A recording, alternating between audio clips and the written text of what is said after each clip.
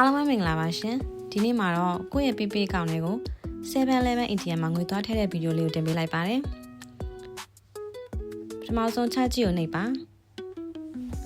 ပြီးရင်ကြွားချကြည့်ပါကြွားကုတ်ပေါ်လာပြီဆိုရင်ကိုယ့်ရဲ့ PP ကနေပြီးတော့မှ scan နဲ့ကြွားကုတ်ကိုဖတ်ပါမယ်ဒါဆိုရင်နံပါတ်လေးလုံးပေါ်လာမှာဖြစ်ပါတယ်နံပါတ်လေးလုံးရိုက်ထည့်ပါမယ်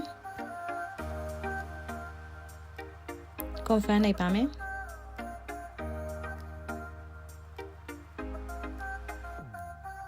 confirm ထည့်နှိပ်ပါတယ်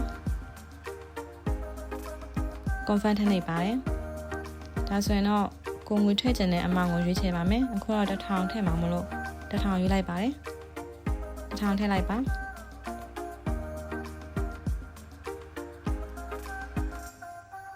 ခုဆိုရင်တော့ကိုယ့်ရဲ့ PP ကောင်တွေကိုဝင်သွားပြီဖြစ်ပါတယ်